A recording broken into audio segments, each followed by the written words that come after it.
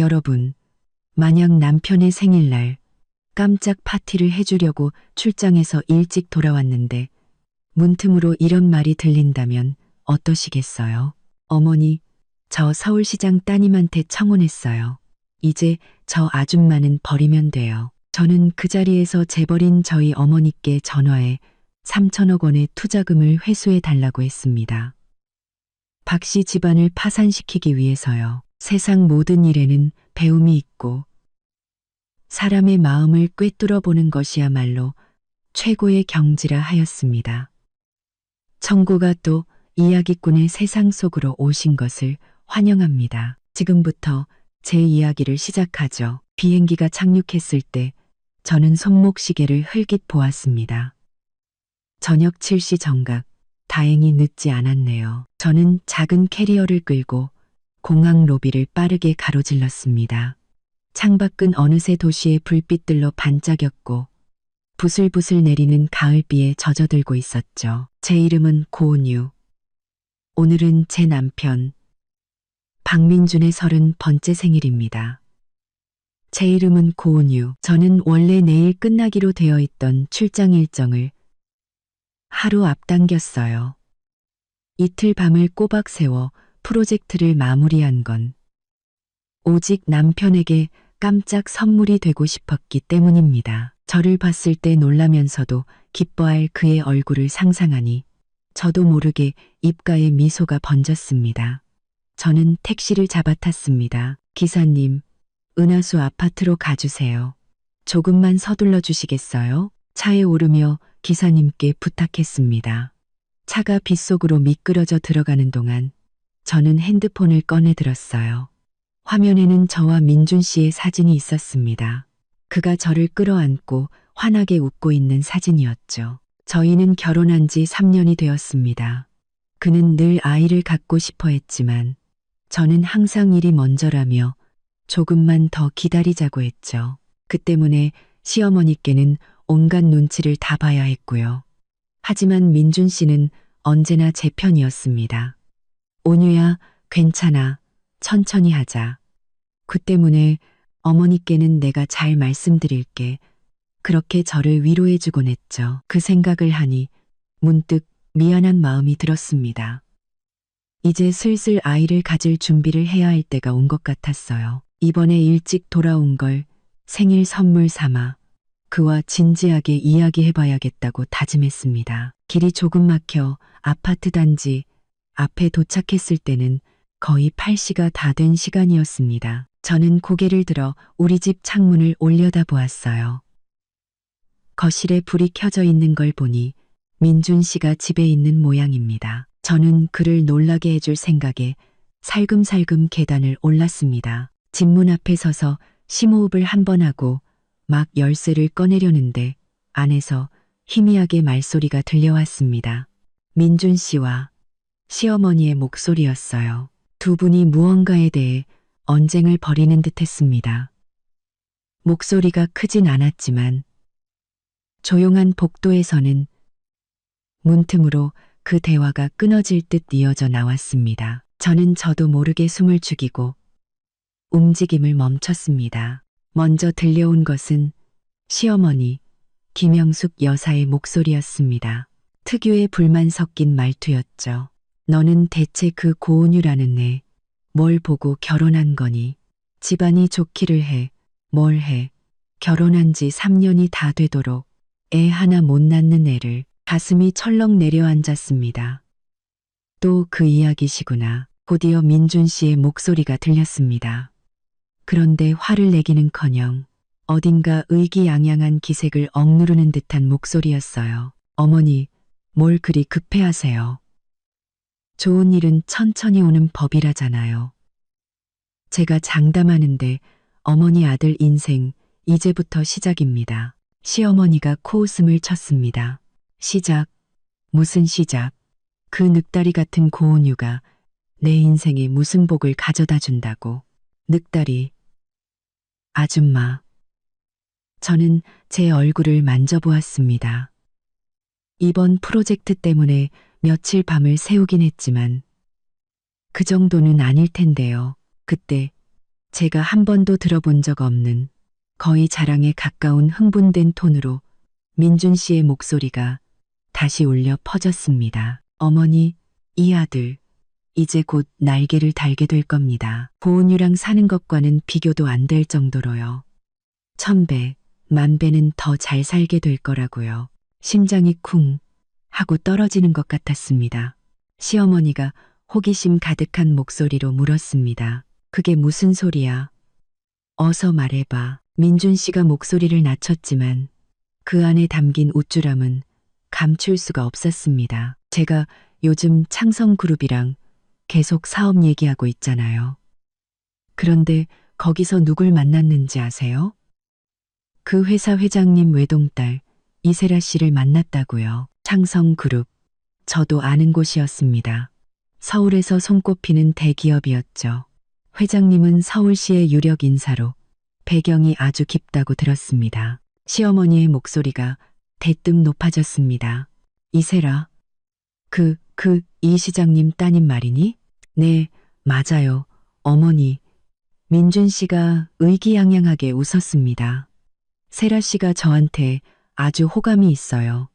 저희 벌써 몇 번이나 따로 만났다고요. 오늘 저녁에 그쪽 파티 끝나고 나면 제가 정식으로 청혼할 생각입니다. 문 밖에 서 있던 저는 온몸의 피가 순식간에 얼어붙는 것 같았습니다. 빗물이 머리카락을 타고 목덜미로 흘러내려 차가운 감각을 일깨웠습니다. 시어머니는 믿을 수 없다는 듯한 황홀경에 빠진 목소리로 외쳤습니다. 정말, 세상에, 아들, 그게 정말이란 말이니? 네가 이제 시장님 사위가 되는 거야? 민준 씨가 자신만만하게 말했습니다. 그럼요. 세라 씨가 벌써 몇 번이나 눈치를 줬다고요. 제가 입만 열길 기다리고 있어요. 어머니, 제가 세라 씨랑 결혼만 하면 이 시장님 인맥을 이용해서 우리 회사 어려운 거 다 해결할 수 있어요. 그때부턴 일거리, 자금 없는 게 없을 겁니다. 시어머니는 목소리마저 떨고 있었습니다. 잘했다, 잘했어. 아들, 이제야 네가 정신을 차렸구나. 그럼 고은유는 어떡하고? 민준 씨의 말투가 순식간에 차갑고 역겹다는 듯 변했습니다. 마치 내다버릴 쓰레기를 이야기하는 것 같았죠. 고은유, 그 볼품없는 아줌마는 당연히 버려야죠. 내일 출장에서 돌아오면 바로 이혼 서류 내밀 겁니다. 그런 여자가 어떻게 미래의 시장 사위짝이 될 수 있겠어요? 그런 여자가 어떻게 미래의 시장 사위짝이 될 수 있겠어요? 내 앞길을 몇 년이나 막았는지 생각만 해도 재수 없어요. 시어머니가 맞장구를 쳤습니다. 그래, 당장 이혼해. 내 앞길 맑게 둘 순 없지. 그런데 걔가 이혼 안 해주겠다고 버티면 어떡하니? 박민준이 비웃었습니다. 걔가 뭘 어쩌겠어요.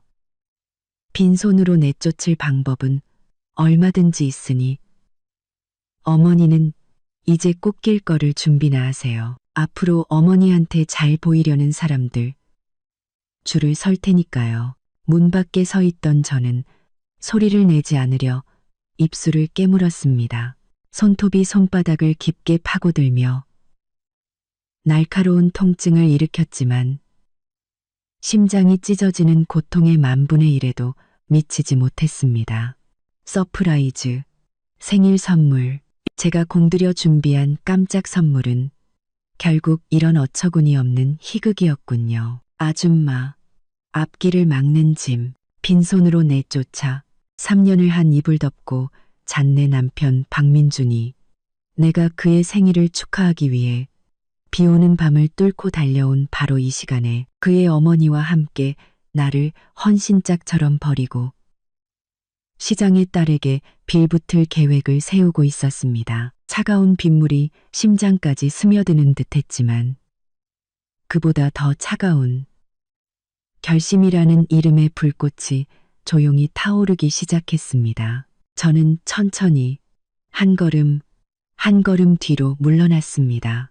달콤한 꿈에 빠진 두 모자를 깨우지 않기 위해서요.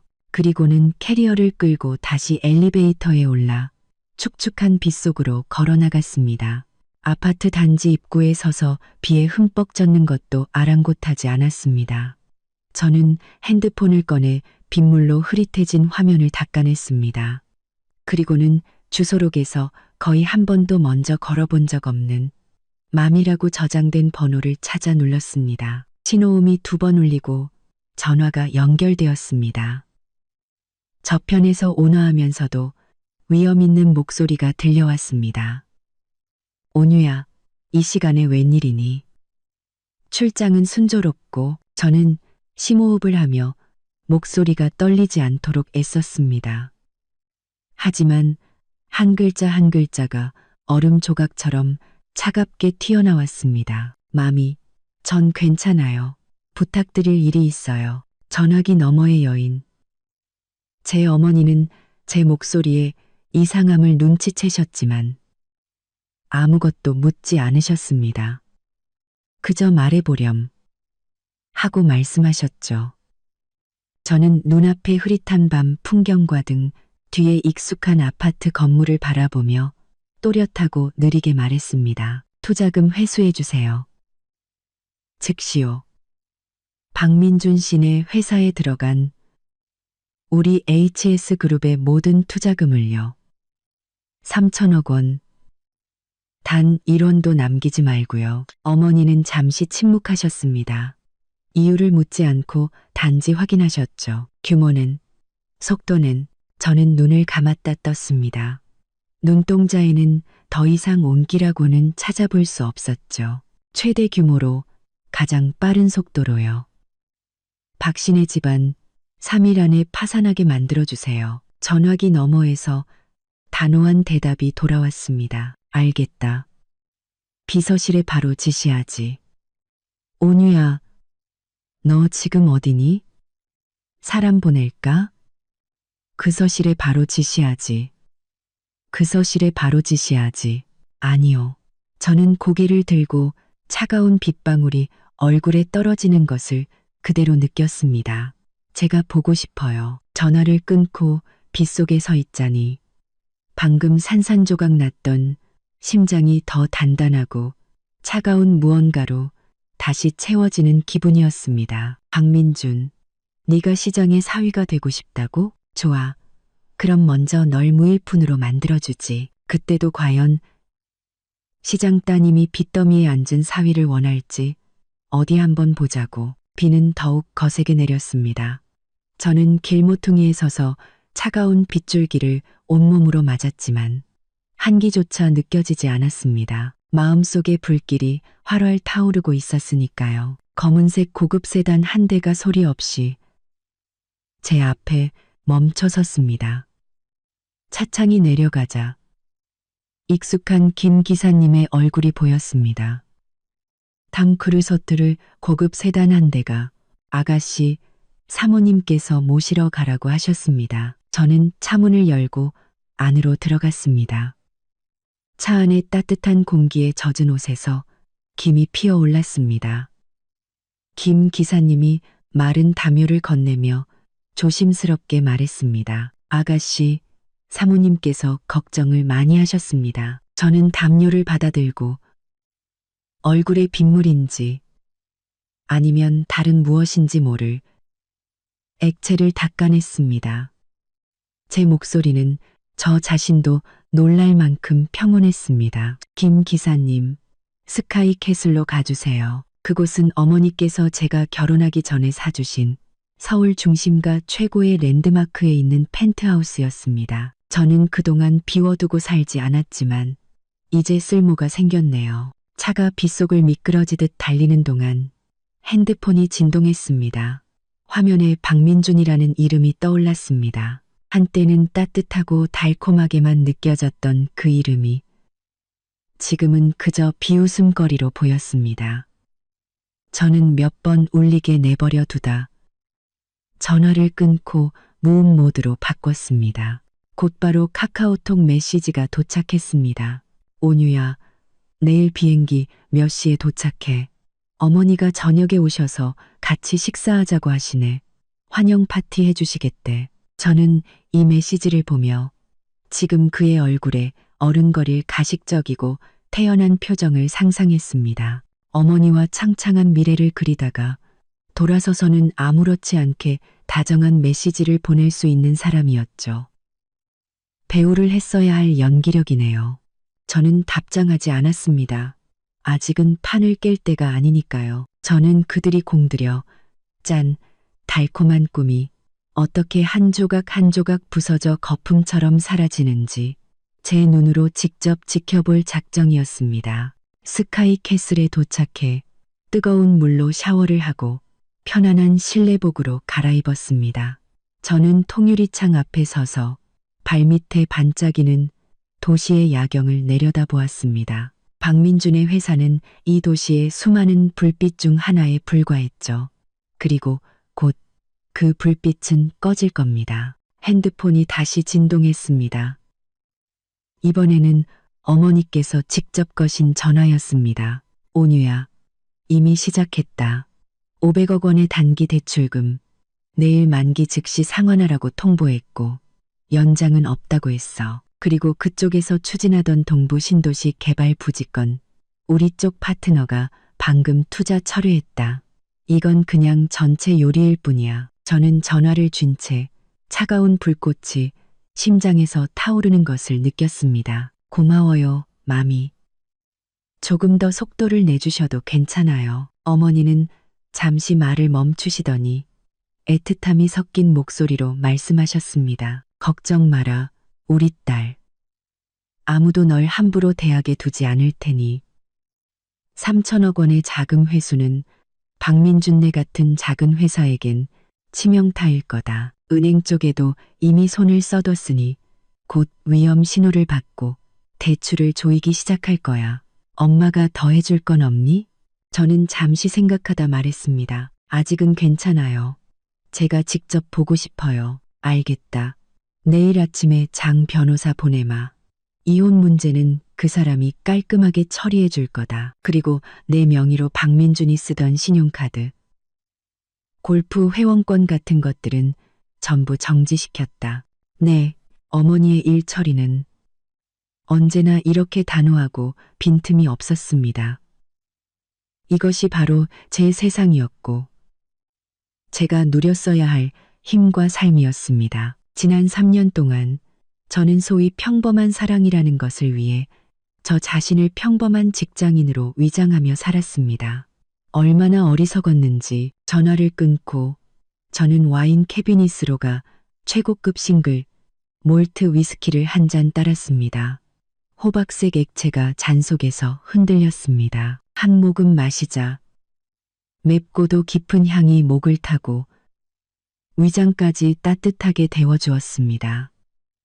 이게 바로 인생의 맛이죠. 지난 3년간 박민준과 함께 마셨던 값싼 맥주 따위가 아니라요. 저는 노트북을 켜고 그동안 남몰래 모아두었던 박민준네 회사의 불법적인 경영 증거들을 정리하기 시작했습니다. 원래는 그저 직업적인 습관으로 보관해 두었던 자료들이었는데 이렇게 쓰일 날이 올 줄은 몰랐네요. 저는 그들을 고발하려는 게 아닙니다.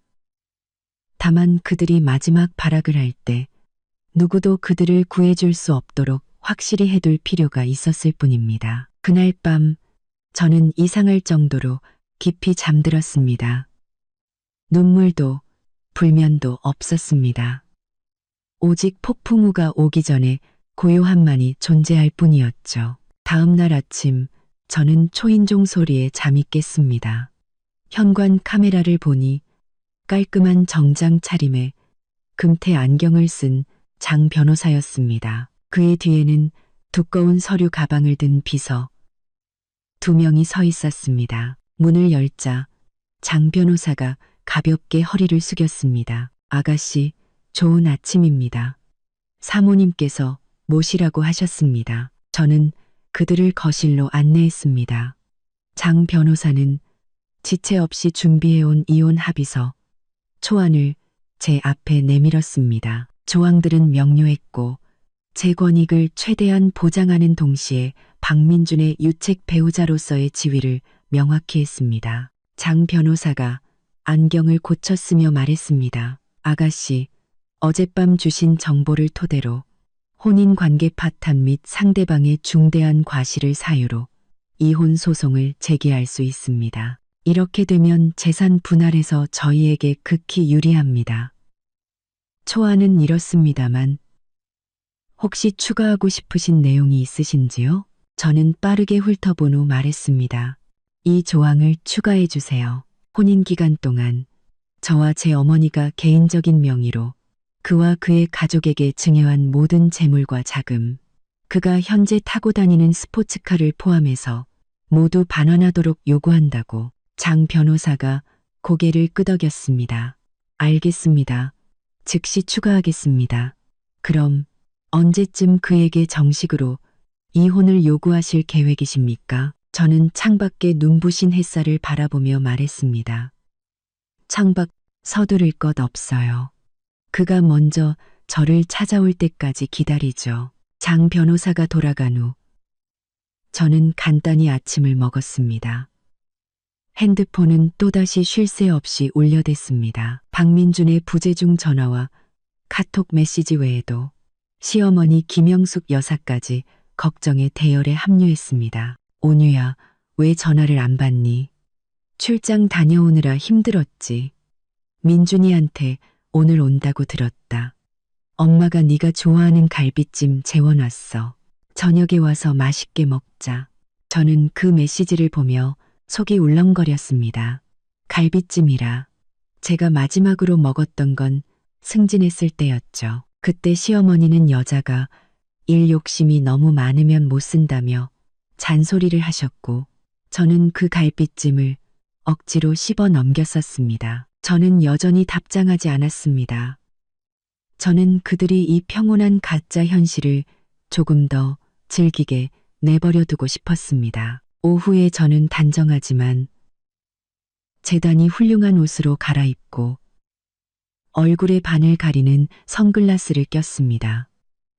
그리고는 차를 몰아 박민준의 회사 근처 카페로 향했습니다. 창가 자리에 앉아 얼마 지나지 않아 예상대로 박민준의 차가 회사 건물 앞에 급하게 멈춰서는 것이 보였습니다. 그는 거의 뛰어내리다시피 차에서 내렸습니다. 창백한 얼굴로 전화를 하며 평소 그토록 신경 쓰던 머리가 헝클어진 것도 모른 채 사무실로 뛰어들어갔습니다. 아무래도 어머니가 준비한 전체 요리가 식탁에 오른 모양이네요. 저는 천천히 커피를 저으며 입가에 차가운 미소를 띄었습니다. 쇼는 이제 막 시작되었을 뿐. 박민준, 이게 다가 아니야. 너와 내 어머니가 그토록 바라던 좋은 날이 어떻게 산산조각 나는지 내가 하나하나 직접 보여줄게. 카페에서 박민준이 정신없이 건물로 뛰어들어가는 것을 지켜본 후 저는 커피가 다 식을 때까지 좀 더 앉아 있었습니다. 시간을 보니 이제 슬슬 집으로 돌아갈 때가 된 것 같네요. 저는 차를 몰았지만 역겨운 그 집으로 바로 향하지 않았습니다. 대신 제가 자주 가던 피부관리실에 들러 긴급 케어를 받으며 출장의 피로를 말끔히 지원했습니다. 그리고는 백화점에 가 박민준이 언젠가 예쁘다고 했던 적당한 가격의 원피스를 하나 골라 입었죠. 거울 속에 저는 혈색이 좋고 눈빛이 반짝였습니다. 어젯밤 빗속에서 마음이 부서졌던 흔적은 어디에도 찾아볼 수 없었죠. 그래, 바로 이거야. 고은유. 너는 이 마지막 연극을 완벽하게 해내야 해. 저는 거울을 보며 출장의 피곤함이 살짝 묻어나면서도 집에 돌아온 기쁨이 가득한 미소를 연습했습니다. 완벽해. 공항에서 급하게 고른 비싸지도 싸지도 않은 손목시계가 든 작은 선물 가방을 들고 열쇠로 문을 열었을 때는 이미 해가 저물 녘이었습니다. 여보, 나왔어. 저는 최대한 발랄하고 애교 섞인 목소리를 냈습니다. 박민주는 소파에 앉아 굳은 표정으로 핸드폰을 들여다보고 있었습니다.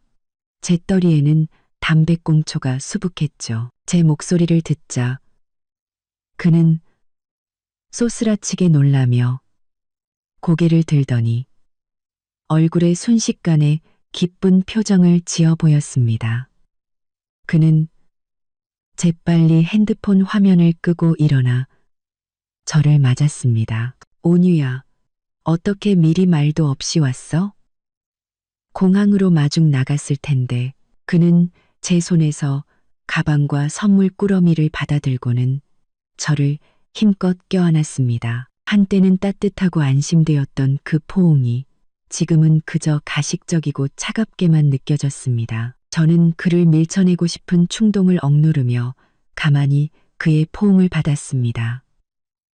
심지어 팔을 들어 가볍게 그의 등을 토닥여 주기까지 했죠. 서프라이즈 해주고 싶었지.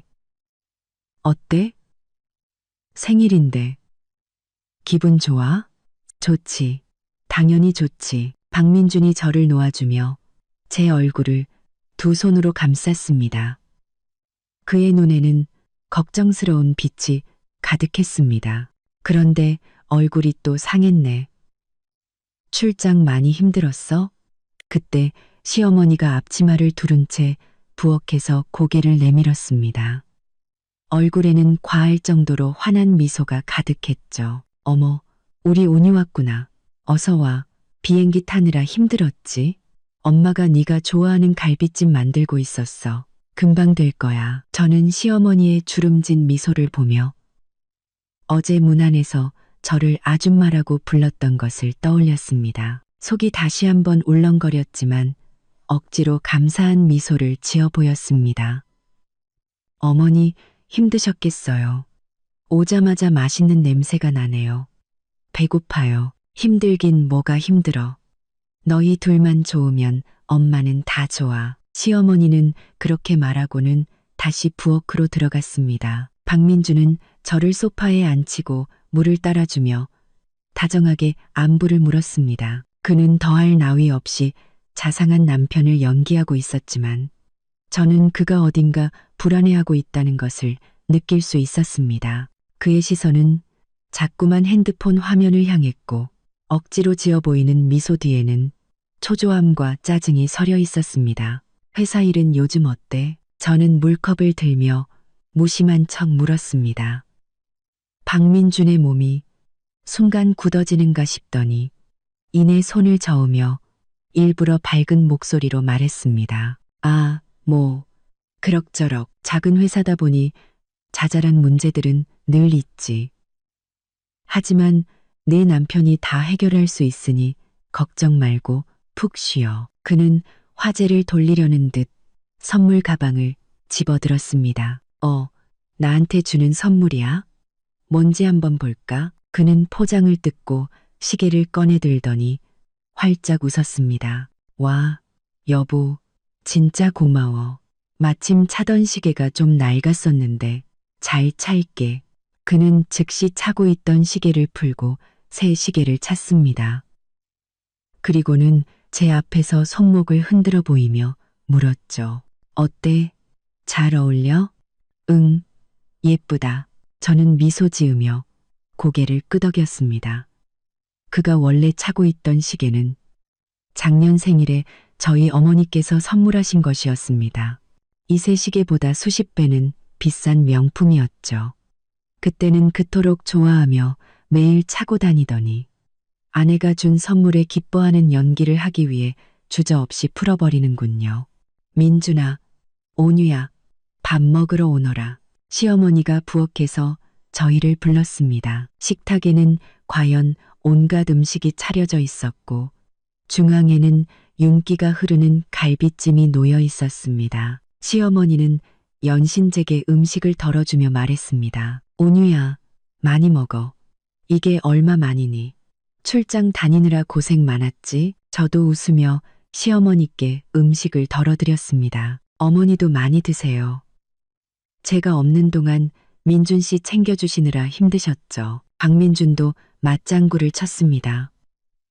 네, 어머니 고생하셨어요. 겉으로 보기에 식사 분위기는 화기애애했습니다.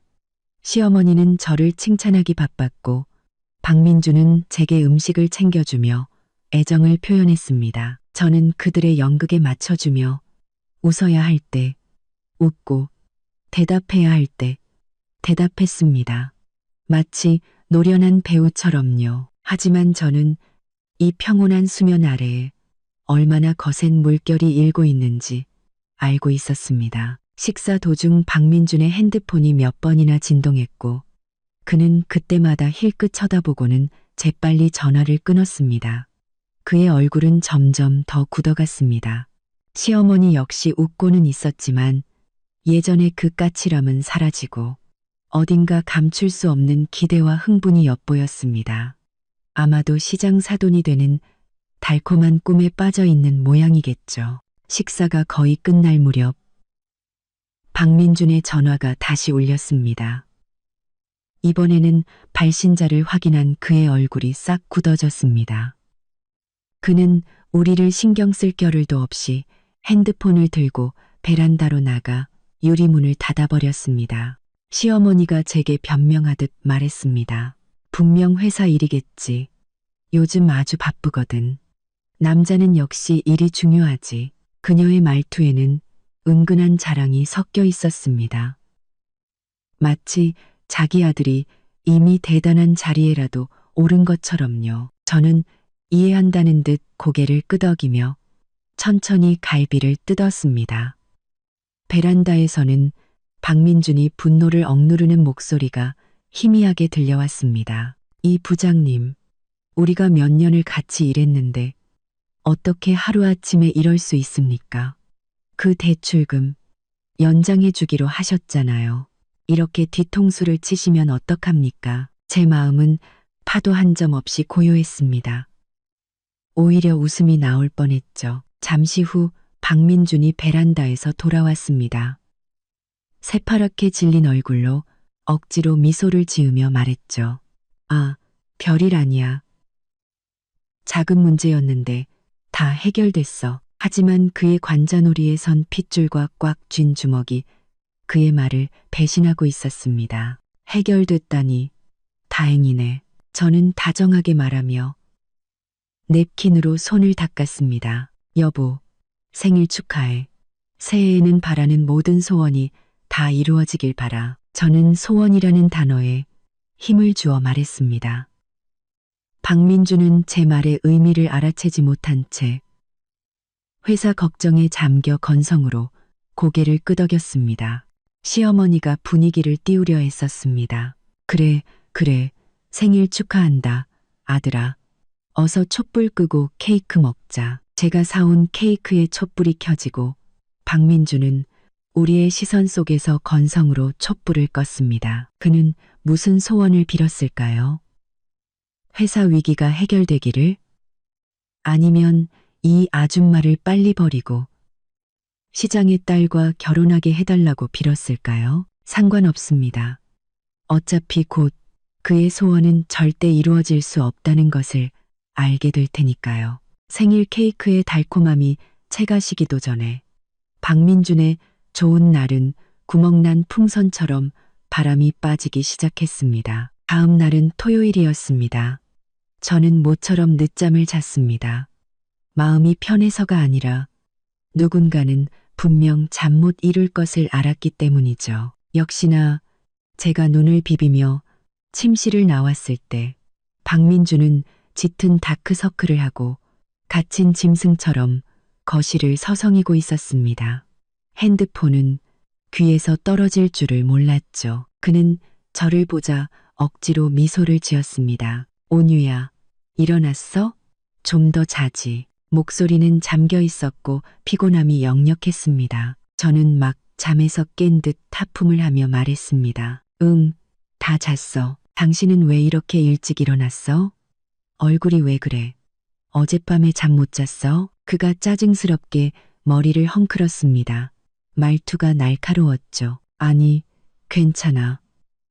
회사에 급한 일이 생겨서 좀 가봐야 할 것 같아. 그는 더 이상 말할 겨를도 없이 차키를 집어들고 아침도 먹지 않은 채 황급히 집을 나섰습니다. 저는 속으로 비웃었습니다.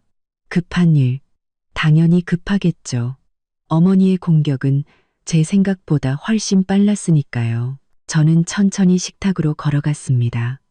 시어머니는 흰죽과 김치, 계란 프라이로 간단한 아침을 차려놓았지만 그녀의 얼굴도 말이 아니었습니다. 멍하니 앉아주게는 손도 대지 않고 있었죠. 어머니, 안녕하세요. 저는 인사를 하고 자리에 앉아 죽을 펐습니다. 시어머니는 제 소리에 화들짝 놀라며 정신을 차리더니 어색한 미소를 지었습니다. 온유야, 어서 먹어라. 민준이는 회사에 급한 일이 생겨서 아침 일찍 나갔어. 그녀는 잠시 머뭇거리더니 자랑하고 싶은 마음과 불안감을 감추지 못하며 제게 속삭였습니다. 온유야, 너는 잘 모르겠지만 우리 민준이가 요즘 아주 큰일을 하고 있단다. 엄청난 프로젝트를 진행 중인데 그것만 성공하면 우리 집안이 정말 날개를 달게 될 거야. 저는 죽으란 숟가락 뜨며 태연하게 물었습니다. 그래요? 무슨 큰 프로젝트인데요? 민준 씨가 아주 바빠 보이던데 시어머니의 눈빛이 흔들렸습니다. 그게 나도 자세히는 모르는데 아무튼 시의 아주 높은 분이랑 관련된 일이래. 이게 잘 되면 우리도 이제 진짜 상류사회로 들어가는 거야. 그녀는 마치 벌써 시장의 사돈이라도 된 것처럼 신나게 말했지만 눈빛 깊은 곳의 불안은 숨기지 못했습니다. 저는 고개를 끄덕이며 놀랍고 기대된다는 표정을 지어 보였습니다. 정말요? 와, 대단하다. 민준 씨 정말 멋지네요. 속으로는 비웃었죠. 네, 시장 따님에게 청혼하는 프로젝트. 정말 대단하죠. 것이 시작도 하기 전에 망하게 생겼지만요. 그때 집 전화가 날카롭게 울렸습니다. 시어머니는 깜짝 놀라며 급하게 전화를 받았습니다. 여보세요? 아, 박 사장. 네. 아니, 그 물품 대금은 월말에 드리기로 했잖아요. 갑자기 무슨 시어머니의 목소리가 당황스러움에 높아졌습니다. 여보세요? 여보세요? 전화는 이미 끊긴 듯 했습니다. 시어머니는 수화기를 든 채 얼굴이 하얗게 질려 서 있었습니다. 저는 숟가락을 내려놓고 걱정스러운 듯 물었습니다. 어머니, 왜 그러세요? 무슨 일 있으세요? 시어머니는 정신을 차리고 수화기를 내려놓으며 애써 태연한 척했습니다. 아무것도 아니야. 거래처에서 대금을 재촉하네.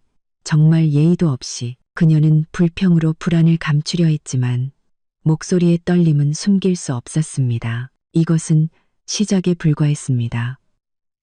3천억 원의 자금 회수는 박민준네 회사에게는 재앙과도 같을 테니까요. 거래처의 대금 독촉, 은행의 대출 상환 요구, 협력사의 계약 파기, 피냄새를 맡은 상어 떼처럼 재앙은 연이어 닥쳐올 겁니다. 과연 주말 내내 집 전화와 박민준의 핸드폰은 쉴 새 없이 울렸습니다. 박민준은 거의 집에 들어오지 못했고 어쩌다 들어와도 담배 냄새에 찌든 채 언제 터질지 모르는 시한폭탄처럼 예민해져 있었습니다. 시어머니는 전화벨만 울리면 경기를 일으켰고 전화를 받으면 굽실거리며 빚 독촉에 시달리거나 억지 웃음을 지으며 상황을 파악하려 애썼습니다. 전화를 끊고 나면 한숨을 쉬며 안절부절 못했죠. 저는 이 모든 것을 차갑게 지켜보며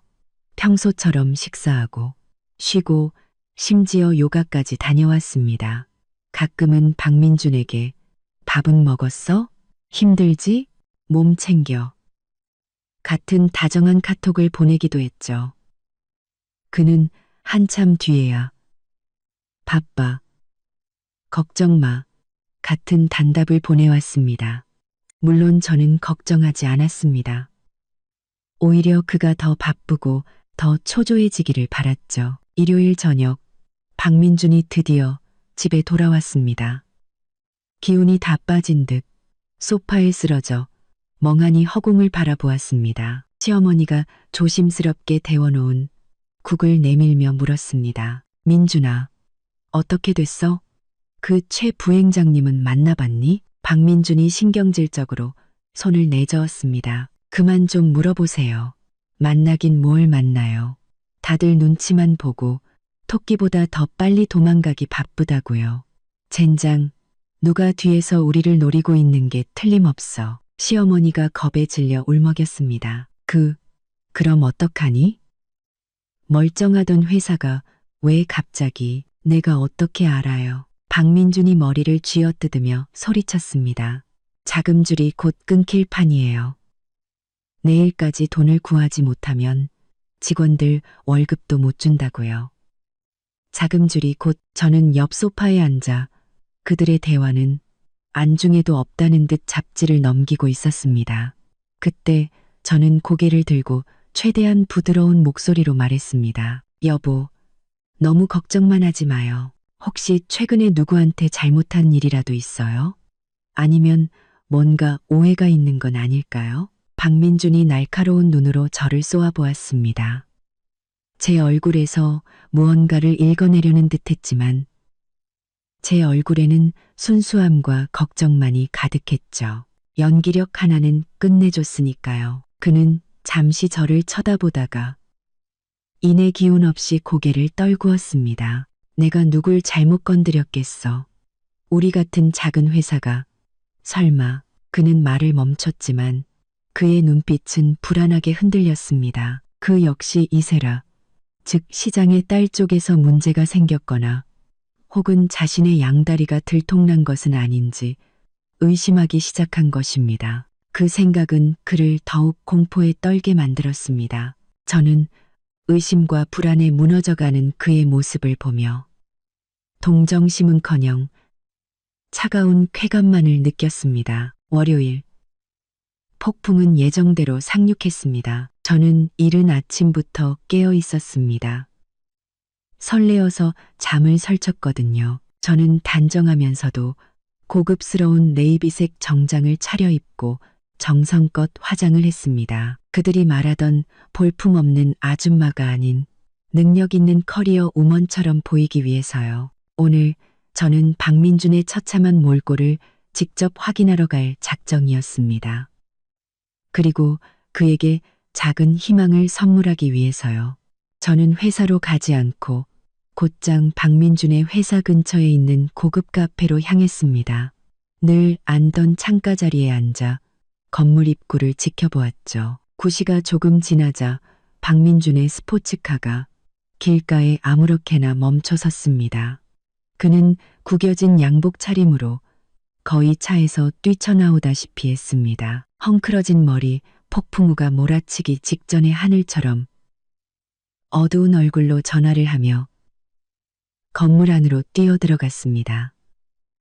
폭풍우가 몰아치기 직전의 하늘처럼 저는 여유롭게 커피를 마시며 한편의 연극을 감상하듯 그를 지켜보았습니다. 10시가 채 되기도 전에 은행 유니폼을 입은 사람들이 굳은 표정으로 건물로 들어갔고 11시쯤에는 흥분한 거래처 사람들로 보이는 무리가 건물 입구에서 소란을 피우기 시작했습니다. 그때 제 핸드폰이 진동했습니다. 어머니의 메시지였죠. 은행 대출 상환 요구서 전달 완료. 거래처들 항의 시작. 1단계 완료. 저는 접수. 2단계 시작해 주세요. 라고 답장을 보냈습니다. 잠시 후 제 다른 핸드폰이 울렸습니다.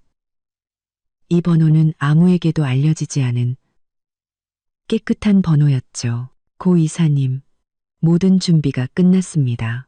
정상 캐피탈에 배경 자료와 초기 접촉 시나리오 메일로 보내드렸습니다.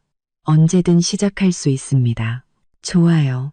저는 전화를 끊고 정상 캐피탈이라는 실력 있어 보이는 이름의 유령 회사의 자료를 훑어보았습니다. 어머니의 치밀함 덕분에 누구라도 이 회사를 배경이 탄탄한 신생 투자사로 믿을 수밖에 없을 겁니다. 저는 이세 번호로 박민준의 회사 대표 번호로 전화를 걸었습니다. 네, 주민중건설입니다. 지친 목소리의 직원이 전화를 받았습니다. 저는 목소리를 가다듬고 차갑고 전문적인 톤으로 말했습니다. 박민준 대표님과 통화하고 싶습니다. 죄송합니다만 대표님께서 지금 무척 바쁘셔서 통화가 어렵습니다. 무슨 일이신지 박 대표님께 정상 캐피탈의 웬디 고문이라고 전해 주십시오. 귀사의 자금난을 해결할 방안에 대해 논의하고 싶다고요. 관심 없으시다면 이만 끊겠습니다. 잠시만요. 잠시만 기다려 주십시오. 자금난 해결이라는 말에 직원의 목소리가 다급해졌습니다. 전화가 연결되는 동안 저편에서는 박민준이 누군가를 윽박지르는 소리가 희미하게 들려왔습니다. 곧 그가 거칠고 지친 목소리로 전화를 받았습니다. 그르로 전화를 받았습니다. 전화가 연결되는 동안 저편에서는 박민준이 전화가 연결되는 동안 저편에서는 박민준 여보세요. 박민준입니다. 누구시죠? 박 대표님. 안녕하십니까? 저는 정상 캐피탈의 웬디 고문입니다. 저희가 파악하기로 귀사에서 일시적인 자금 유동성 문제를 겪고 계신 것으로 압니다. 박민준이 즉시 경계하며 물었습니다. 정상 캐피탈 들어본 적 없는데 우리 회사 사정을 어떻게 아셨습니까? 저는 침착하게 대답했습니다. 저희는 저희만의 정보 채널이 있습니다. 박 대표님, 정보가 곧 팀 아니겠습니까? 저희는 잠재력 있는 회사를 주시하고 결정적인 순간에 도움의 손길을 내미는 것을 즐깁니다. 물론 필요 없으시다면 없던 일로 하셔도 좋습니다. 저는 다시 한번 글을 떠보았습니다. 역시나 박민준은 망설였습니다. 물에 빠진 사람에게는 지푸라기라도 절실한 법이니까요. 웬디 고문님, 구체적으로 어떤 생각을 가지고 계신지 여쭤봐도 되겠습니까? 전화로는 말씀드리기 어렵습니다. 관심 있으시다면 오늘 오후 2시 웨스틴 호텔 1층 라운지에서 뵙죠.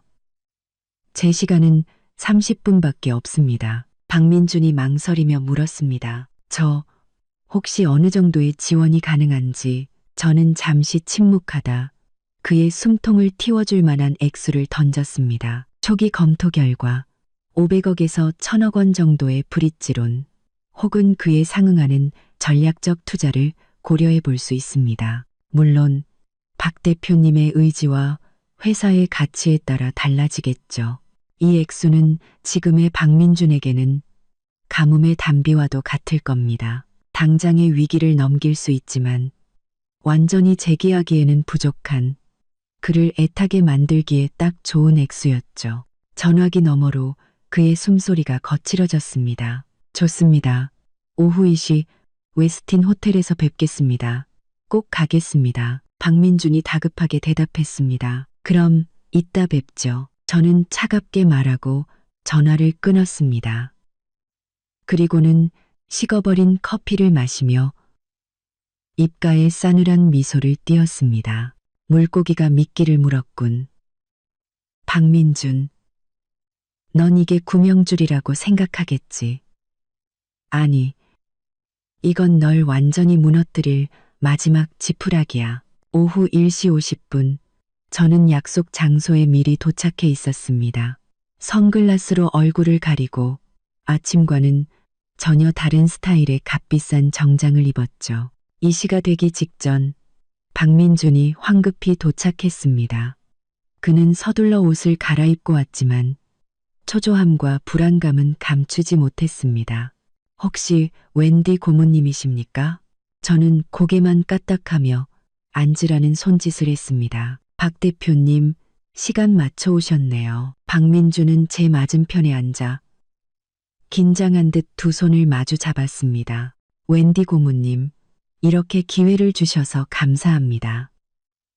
저희 회사에 대해 저는 말을 끊고 제 가짜 명함을 그의 앞에 밀어놓았습니다. 그리고는 냉정하고 날카로운 말투로 회사의 재무 상태, 부채 현황, 그리고 현재 위기의 원인에 대해 꼬치꼬치 캐묻기 시작했습니다. 제 질문은 전문적이고 핵심을 찔렀습니다. 박민주는 식은땀을 흘리며 더듬거렸고 거짓말로 상황을 모면하려 애썼습니다. 저는 그의 허술한 답변을 들으며 속으로 비웃었지만 표정은 바꾸지 않았습니다. 박 대표님, 투자는 자선 사업이 아닙니다. 저희는 진실된 상황과 미래의 수익 가능성을 보고 싶습니다. 속임수는 관계를 망칠 뿐입니다. 제 기세에 눌린 박민준이 연신 고개를 숙였습니다. 네, 고모님, 잘 압니다. 사실대로 말씀드리겠습니다. 제발 이번 위기만 넘길 수 있게 도와주십시오. 어떤 조건이든 따르겠습니다. 저는 며칠 전까지만 해도 의기양양했던 그의 모습을 떠올리며 강렬한 복수심을 느꼈습니다. 좋습니다. 기본적인 상황은 파악했으니 내부 검토 후에 3일 안에 연락드리겠습니다. 제가 일어서자 박민준이 다급하게 저를 붙잡았습니다. 고모님, 제발 좀 더 서둘러 주실 수 없으신가요? 저희 회사 사정이 정말 급합니다. 저는 걸음을 멈추고 그를 돌아보며 차갑게 말했습니다. 박 대표님, 급할수록 돌아가라는 말이 있죠. 저희 검토가 통과된다면 자금은 문제없습니다. 물론 귀사가 그럴 만한 가치가 있어야겠지만요. 저는 그 말을 남기고 희망과 불안이 뒤섞인 표정으로 서 있는 박민준을 뒤로 한 채 우아하게 자리를 떴습니다. 그 후 3일 동안 박민준은 완전히 다른 사람이 되었습니다. 초조하고 신경질적이던 모습은 사라지고 억지로 힘을 낸 듯한 어딘가 기대에 부푼 상태가 되었죠. 그는 여전히 바빴지만 집에 돌아와서는 예전처럼 찡그리지 않았고 가끔은 콧노래를 흥얼거리기까지 했습니다. 시어머니 역시 그의 변화를 보고 안심했는지 얼굴에 다시 웃음꽃이 피었습니다. 그녀는 다시 제 앞에서 우리 민준이는 역시 능력 있어. 곧 좋은 날이 올 거야. 같은 말을 늘어놓기 시작했습니다. 저는 그 정상 캐피탈이라는 가짜 지푸라기가 그를 잠시 절망의 늪에서 건져냈다는 것을 알고 있었습니다. 어느 날 밤 박민준이 제게 진행 상황을 보고했습니다. 물론 그가 보기 좋게 포장한 버전이었죠. 온유야, 회사에 아주 실력 있는 투자자가 나타났어. 정상 캐피탈이라고 배경이 엄청나. 우리 프로젝트에 아주 관심이 많대. 잘하면 자금 문제는 곧 해결될 거야. 저는 책을 내려놓고 감탄하는 척 물었습니다. 정말? 와, 대단하다. 믿을 만한 곳이야? 박민주는 제 순진한 모습에 우쭐해져서 가슴을 폈습니다. 물론이지. 해외 자본인데 일 처리가 아주 전문적이야. 그 웬디 고문이라는 사람 보통이 아니더라고. 내가 알아봤는데 서울시 고위층이랑도 연줄이 있는 것 같아. 이 기회만 잘 잡으면. 그는 말을 멈췄지만 그의 눈빛은 다시 한번 시장의 사위라는 허황된 꿈으로 불타고 있었습니다. 저는 걱정스러운 척 말했습니다. 여보, 그런데 그렇게 대단한 투자사면 조건이 너무 까다로운 거 아니야? 우리가 손해보면 어떡해? 걱정 마. 박민준이 자신만만하게 말했습니다. 내 남편이 다 알아서 할게. 지금은 그쪽이 우리한테 아쉬운 상황이니까 자금만 들어오면 뭐든 다 괜찮아. 그는 이미 투자 유치에 성공해 시장의 딸과 결혼하고 인생 역전에 성공하는 꿈에 빠져 있었습니다. 저는 그를 보며 다음 계획을 세웠습니다. 그에게 가짜 희망을 주는 것만으로는 부족했죠. 그 희망의 불길에 치명적인 기름을 부어야 했습니다. 바로 시장의 딸 이세라를 통해서요. 저는 어머니 쪽 사람들을 통해 이세라에 대해 더 깊이 조사했습니다. 그리고 곧 흥미로운 사실들을 알아냈죠. 그녀는 순진한 부잣집 아가씨가 아니었습니다. 사생활은 화려했고 주변에는 항상 남자들이 들끓었죠.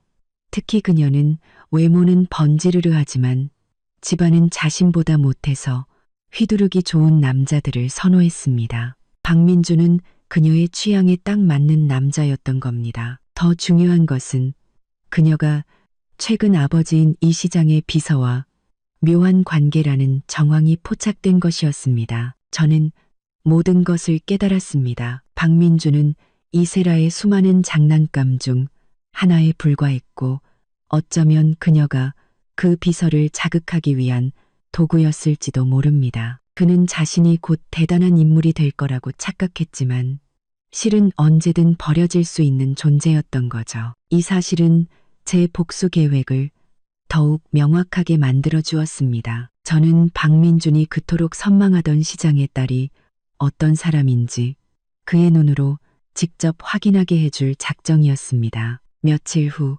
웬디 고문은 박민준에게 다시 연락해 한 고급 프라이빗 클럽에서 2차 미팅을 제안했습니다. 투자 세부 사항을 논의하자는 명목이었죠. 박민준은 흥분해서 전화를 받았습니다. 미팅 당일 저는 클럽의 서비스 직원으로 위장에 잠입했습니다. 그리고 동시에 이세라의 친구에게 박민준이 오늘 그 클럽에서 중요한 투자자와 만난다는 정보를 슬쩍 흘렸죠. 그녀의 성격상 분명히 현장에 나타날 것이라고 확신했습니다. 역시나 그날 밤의 쇼는 제 상상 이상으로 흥미진진했습니다. 박민주는 가짜 웬디 고문 앞에서 자신의 사업 계획을 떠벌리고 심지어 곧 정리될 관계가 있다며 저를 깎아내리기까지 했습니다. 그리고 클럽 복도에서는 화려하게 차려입은 이세라가 그 모든 것을 엿듣고 있었죠. 저는 그녀의 얼굴에 떠오른 경멸의 미소를 똑똑히 보았습니다. 그녀는 잠시 엿듣더니 코웃음을 치고는 그대로 자리를 떠났습니다. 미팅이 끝나고 박민주는 성공을 확신하며 의기양양하게 클럽을 나섰습니다. 그는 자신의 가장 큰 동아줄이었던 이세라에게 이미 사형 선고를 받았다는 사실도, 그가 목숨처럼 여기는 투자가 한낱 신기루에 불과하다는 사실도 까맣게 모르고 있었죠. 저는 그의 뒷모습을 보며 차갑게 중얼거렸습니다. 박민준, 내 달콤한 꿈은 이제 끝이야. 이제 곧 너와 내 어머니는 너희가 그토록 의지했던 모든 것들이 너희가 가장 행복하다고 믿는 순간에 어떻게 무너져 내리는지 똑똑히 보게 될 거야. 박민준이 정상 캐피탈이라는 희망에 부풀어 있는 동안 그의 어머니 김영숙 여사는 먼저 들뜨기 시작했습니다. 지난번 망신을 당한 후로는 쥐 죽은 듯 조용하더니 아들의 얼굴에 화색이 도는 것을 보고는 다시 허영심이 고개를 든 것이죠. 마치 벌써 시장의 사돈이라도 된 것처럼요. 주말 아침, 김 여사는 아침부터 한껏 치장했습니다. 화려한 보라색 투피스에 보기만 해도 무거워 보이는 금목걸이를 걸고 얼굴에는 분을 잔뜩 발랐습니다. 온유야, 나 오늘 오랜만에 친구들 모임에 좀 다녀올게. 다들 한가닥 하는 집 사모님들이라 너는 집에서 푹 쉬고 있어. 저는 과일을 먹다 말고 순진한 미소를 지으며 말했습니다. 네 어머니, 재미있게 놀다 오세요. 속으로는 비웃었죠. 모임이 아니라 자랑 대회겠지. 마침 잘 됐네요. 제가 작은 이벤트를 준비했거든요. 김 여사가 떠나자마자 저는 어머니의 비서에게 전화를 걸었습니다. 그동안 퍼뜨려 놓은 소문들, 이제 터뜨릴 시간이에요. 오늘 금옥만당 찻집에 모인 사모님들, 특히 소문내기 좋아하는 이 사모님 귀에 꼭 들어가게 하세요. 내용은 박민준네 회사가 자금줄이 막혀서 곧 파산한다. 박민준이 높은 사람에게 밉보여서 이렇게 됐다는 걸로요. 네, 아가씨, 바로 처리하겠습니다. 전화를 끊고 저는 유쾌한 기분으로 TV를 켰습니다. 김 여사가 가장 뽐내고 싶어하는 바로 그 자리에서 그녀의 체면을 완전히 구겨줄 시간이었습니다. 역시나 오후 3시쯤 김 여사에게서 울음 섞인 전화가 걸려왔습니다. 온유야, 온유야. 큰일 났어. 어서 여기로 좀 와줘. 나 정말 얼굴을 들고 다닐 수가 없어. 저는 깜짝 놀란 척 물었습니다. 어머니, 왜 그러세요? 무슨 일이에요? 그 입만 사른 것들이 우리 민준이 회사가 망했다느니 빚더미에 앉았다느니 말도 안 되는 소리를 해대. 나한테 사실이냐고 따져 묻는데 내가 정말 저는 그 광경을 상상하며 통쾌함을 느꼈습니다. 김 여사가 한창 아들 자랑을 하고 있을 때 주변 사모님들이 하나둘씩 안 좋은 소문을 꺼내며 그녀를 궁지로 몰아넣는 모습. 정말 꼴 좋네요. 저는 일부러 늑장을 부려 찻집으로 향했습니다. 그녀가 그 지옥 같은 상황을 좀 더 오래 즐기게 해주고 싶었거든요. 찻집 앞에 도착하자 머리가 헝클어지고 화장이 다 번진 김 여사가 도망치듯 뛰쳐나와 제 차에 올라탔습니다. 그녀는 차에 타자마자 서럽게 울기 시작했습니다. 창피해 죽겠어. 그것들이 분명 우리 민준이가 잘 되는 걸 질투해서 그런 거야. 저는 그녀에게 휴지를 건네며 다정한 목소리로 위로했습니다. 어머니, 우지 마세요. 다 헛소문일 거예요. 민준 씨 오면 물어보면 되죠. 헛소문? 김 여사가 제 팔을 붙잡고 절박하게 물었습니다. 온유야, 솔직하게 말해줘. 민준이 회사 정말 괜찮은 거니? 저는 그녀의 손을 뿌리치며 태연하게 말했습니다. 어머니, 제가 회사 일을 어떻게 알겠어요? 민준 씨가 투자건 잘 되고 있다고 했잖아요. 곧 괜찮아질 거예요. 그를 믿으셔야죠. 그녀는 투자는 무슨 투자? 라며 집이 망하면 어떡하냐, 빚쟁이들이 쫓아오면 어떡하냐며 횡설수설 울부짖기 시작했습니다. 저는 조용히 차를 몰아 그녀를 집에 데려다 주었습니다. 그녀는 소파에 쓰러져 넋 나간 사람처럼 중얼거렸습니다. 저는 그녀가 가장 중요하게 생각하는 체면에 금이 가기 시작했다는 것을 알았습니다. 그리고 이것은 시작에 불과했습니다. 박민준의 가짜 희망이 곧 깨지고 나면 현실은 그와 그의 소중한 아들에게 더욱 가혹한 채찍질을 가할 테니까요. 김 여사가 사교계에서 망신을 당한 후 집안 분위기는 그야말로 최악이었습니다. 하지만 박민준은 정반대였죠. 그리고 또 그는 정상 캐피탈의 투자라는 뜬구름을 잡고 이미 성공한 사람처럼 행동했습니다. 심지어 빚을 내서 서울 최고의 레스토랑 클라우드탑의 전망대 전체를 빌려 이세라에게 청혼할 준비를 하고 있었습니다. 그의 모든 계획은 제 정보원을 통해 실시간으로 저에게 보고되고 있었습니다. 청혼 날짜는 금요일 저녁 8시, 금요일 오후 박민준은 한껏 멋을 내고 집을 나섰습니다. 값비싼 맞춤 정장에 머리는 한 올의 흐트러짐도 없었죠. 김 여사는 아들의 모습에 다시 희망을 품고 그의 옷매무새를 다듬어주며 꼭 성공해야 한다고 신신당부했습니다. 박민준은 소파에 앉아있는 저에게 가식적인 미소를 지으며 말했습니다. 온유야, 나 오늘 아주 중요한 저녁 약속이 있어서 저녁은 알아서 챙겨 먹어. 미안. 저는 고개를 들어 세상에서 가장 다정한 미소를 지어 보였습니다. 괜찮아, 여보. 일 잘 보고 와. 모든 일이 순조롭게 풀리길 바라. 박민주는 제 평온한 반응에 잠시 의아해했지만 이내 차키를 들고 집을 나섰습니다. 그가 떠나자 제 얼굴에서 미소가 사라졌습니다. 저 역시 오늘 밤의 연극을 위해 옷을 갈아입어야 했으니까요. 저는 그들의 경사에 아주 특별한 선물을 준비했거든요. 저는 심플한 블랙 드레스를 입고 평소보다 짙은 화장을 했습니다. 거울 속에는 그들이 말하던 아줌마의 모습은 온데간데 없고 차갑고 아름다운 여인만이 서 있었습니다. 7시 50분 저는 클라우드탑에 도착했습니다. 입구에서 직원이 오늘 전망대는 전체 대관되었습니다. 달하며 저를 막아섰습니다. 저는 가방에서 어머니의 명함을 꺼내 보여주었습니다. 직원의 얼굴이 하얗게 질리더니 공손하게 엘리베이터 문을 열어주었습니다.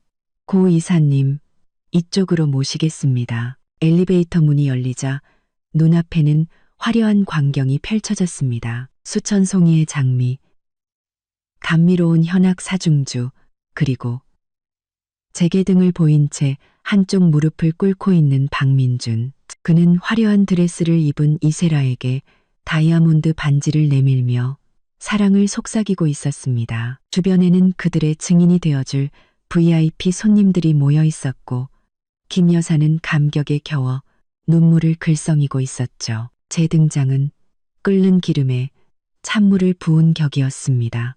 사람들의 웅성거림에 박민준이 의아한 표정으로 고개를 돌렸습니다. 그리고 저를 본 순간 그의 얼굴은 그대로 굳어버렸습니다. 충격, 당황, 공포가 뒤섞인 표정이었죠. 오, 온유야. 네가 어떻게 여기에? 이세라 역시 저를 돌아보며 경멸 가득한 눈빛으로 물었습니다.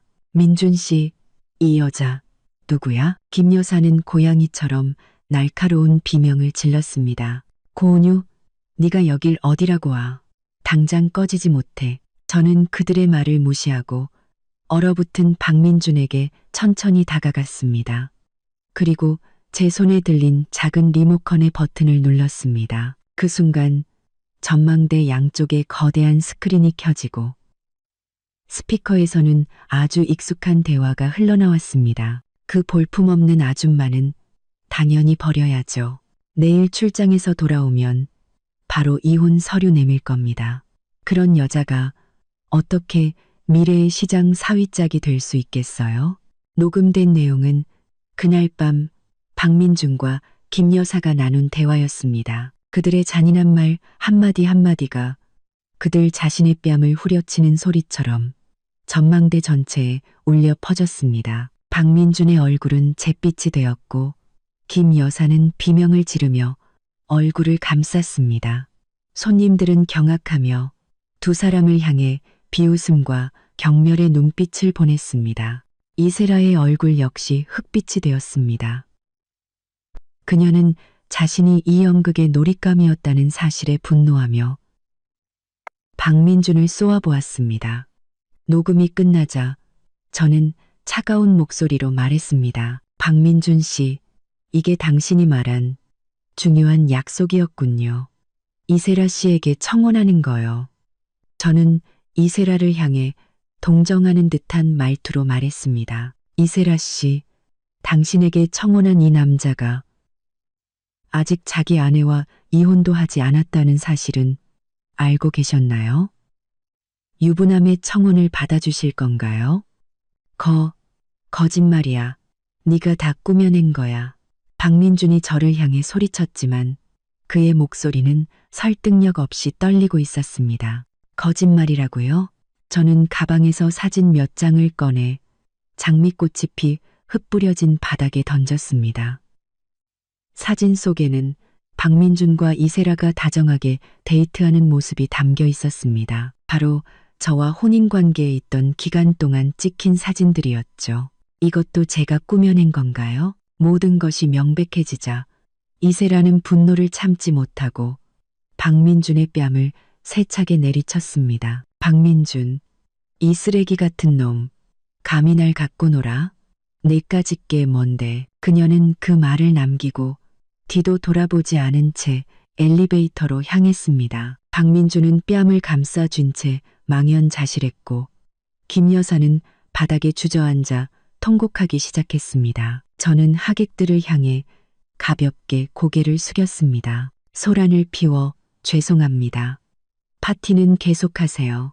그리고는 박민준의 절규와 김 여사의 울음소리, 하객들의 비웃음을 뒤로한 채 우아하게 그곳을 빠져나왔습니다. 엘리베이터 문이 닫히고 저는 거울에 비친 제 차가운 미소를 보며 중얼거렸습니다. 박민준, 내 청혼 축하 선물이 마음에 들어? 그날의 소동 이후 저는 달콤한 잠을 잤습니다.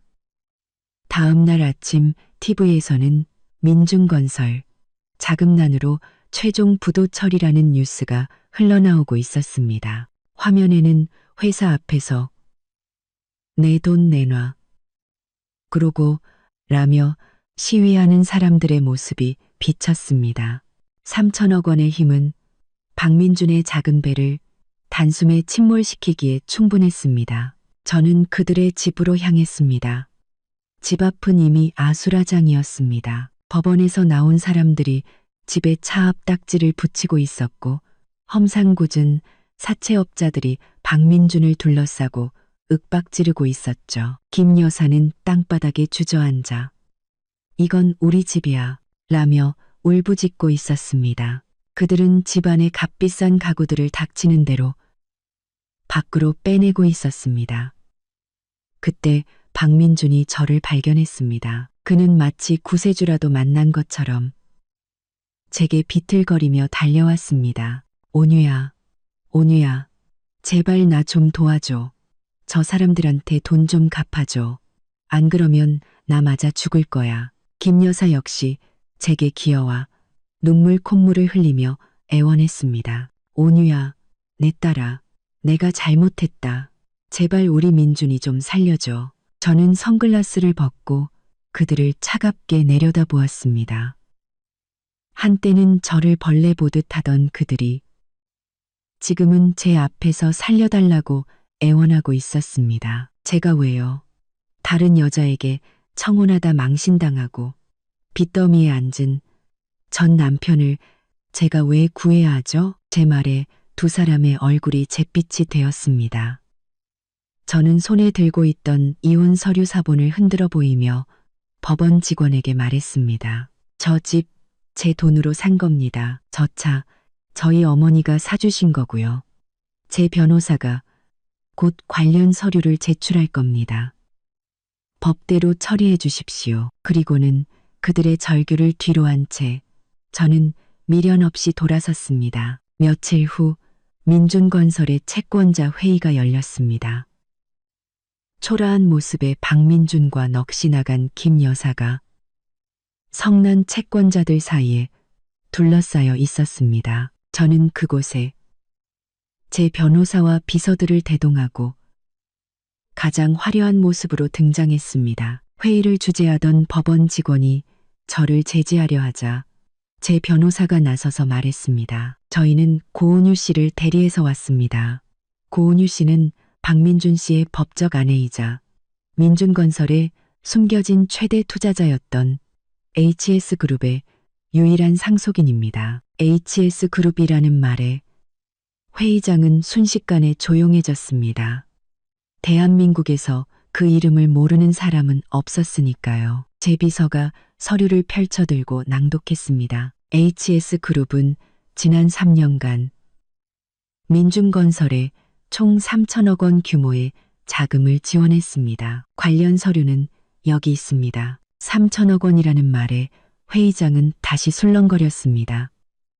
그들의 빚을 다 합쳐도 그 액수에는 턱없이 모자랐으니까요. 박민준은 그제야 자신을 무너뜨린 것이 바로 저였다는 사실을 깨닫고 다리가 풀려 주저앉고 말았습니다. 김 여사는 손가락으로 저를 가리키며 비명 같은 소리를 질렀습니다. 너 대체 정체가 뭐야? 저는 그들에게 다가가 회의장 전체에 울리도록 또렷하게 말했습니다. 다시 한번 제 소개를 하죠.